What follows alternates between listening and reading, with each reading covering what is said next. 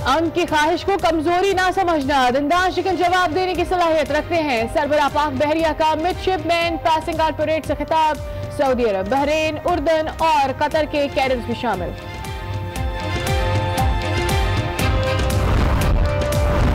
Election 2018 की इंतखाबी मुहिम जारी। असफर यार वली खिताब करेंगे। मुल्क भर में ओपोजिशन जमातों के हलके उजड़ गए हैं। ख्वाजा इजहार का शिकवा 25 जुलाई माजी के हुक्मरानों से बदला लेने का दिन है। कराची के कचरे का सवाल पीपल्स पार्टी से किया जाए, मीडिया से गुफ्तगू। एवनफील्ड रेफरेंस में शरीफ फैमिली मुजरिम करार। नवाज शरीफ को 10, मरियम को 7 और सफदर को 1 साल कैद का हुक्म। गिरफ्तारी का हतमी प्लान तैयार कर लिया गया। सजाए जिद्दोजहद का रास्ता नहीं रोक सकती, नवाज शरीफ का पैगाम। मरियम कहती हैं फैसले अल्लाह के चलते हैं, साजिशों के नहीं।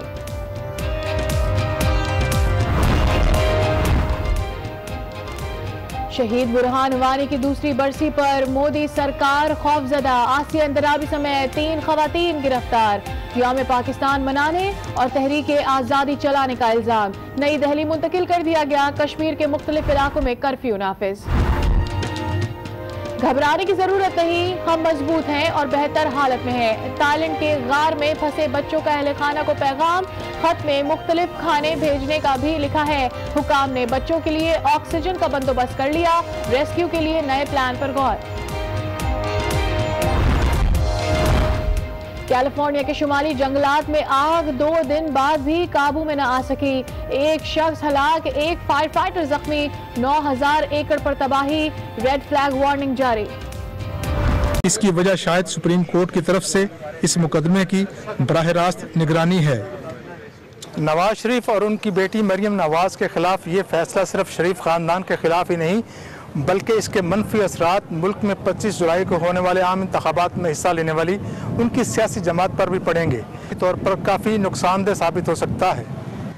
कानूनी माहिरीन का कहना है कि जब पाकिस्तान की सबसे बड़ी अदालत ने पनामा लीक्स में नवाज शरीफ के खिलाफ फैसला दिया है, तो फिर कैसे एक मतहत जज अपना फैसला आज़ादाना तौर पर कर सकता है? क्योंकि जजेस जो हैं वो आइन और कानून के ताबे हैं अपने ओथ के मुताबिक, और आइन और कानून जजेस के ताबे नहीं है। लेकिन ये बड़ा अनफॉर्चुनेट एस्पेक्ट है कि हमने अपनी इंस्टीट्यूशंस, अपने इदारे, अपने ऑफिसेज जो हैं वो सिर्फ चंद लोगों को खुश करने के लिए हमने दाव पे लगाए हुए हैं, और हम कानून की पासदारी कम देखते हैं। कैसे भी हालात रहेंगे, तेरे साथ रहेंगे। मुबस्सिर नवाज शरीफ का बयानिया मुझे क्यों निकाला को अवाम में किसी हद तक पजीराई ज़रूर मिली है, लेकिन इसके साथ साथ मुल्क की हालिया तारीख ये बताती है कि अगर इंतखाबात से कबल किसी अहम सियासी रहनुमा के साथ कोई सानहा पेश आ जाए तो लोगों की हमदर्दियाँ उस सियासी जमात के साथ हो जाती हैं। पाकिस्तान पीपल्स पार्टी की चेयरपर्सन बेनज़ीर भुट्टो के कत्ल का वाक़या इसकी एक अहम मिसाल है।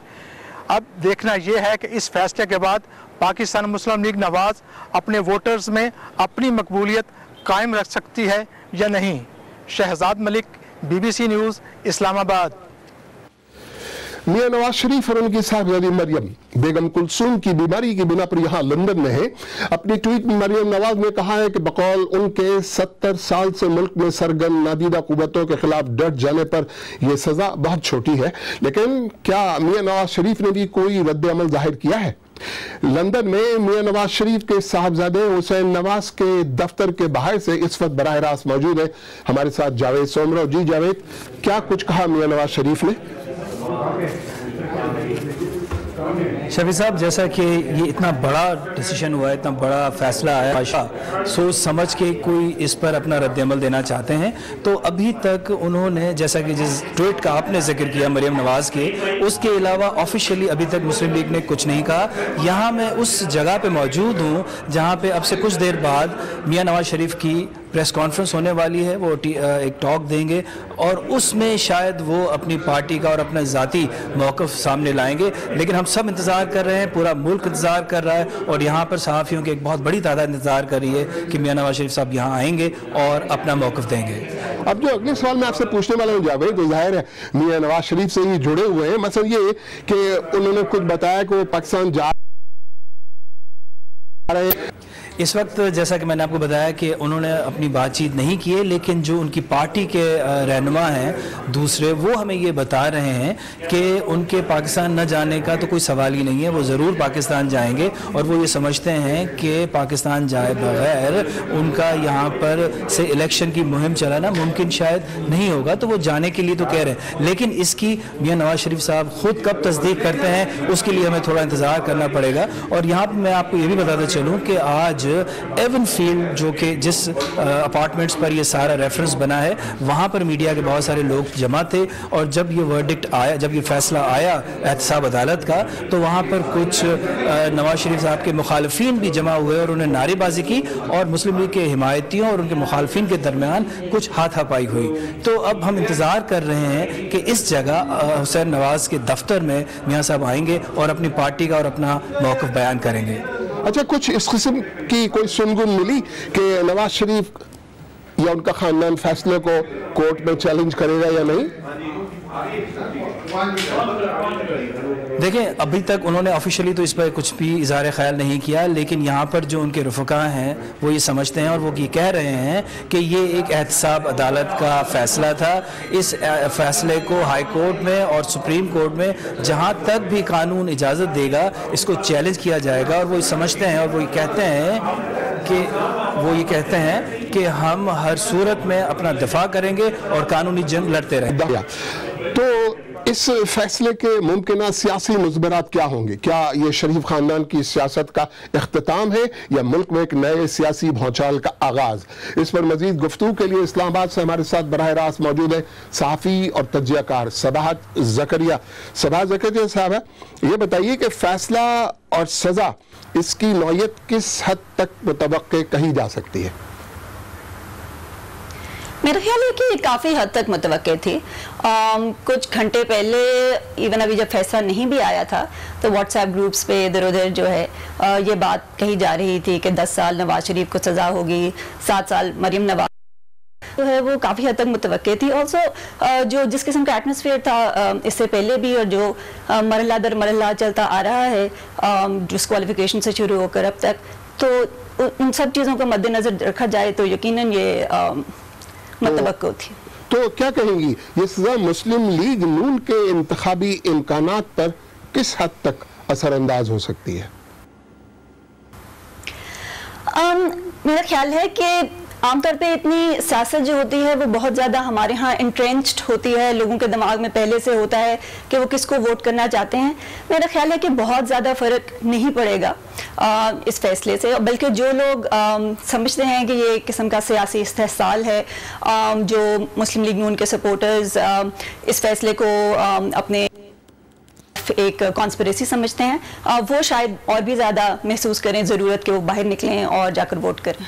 यहाँ एक बुनियादी से सवाल यह है सबाहत साहिबा, अभी हालांकि वाज़ेह नहीं है कि मियां नवाज शरीफ वतन जाएंगे नहीं जाएंगे, जैसा कि हमारे साथी अभी जावेद सोमरा वहाँ से बता रहे थे, लेकिन क्या मुस्लिम लीग नवाज शरीफ की अदम मौजूदगी में इलेक्शन में लड़ने के काबिल हो सकेगी?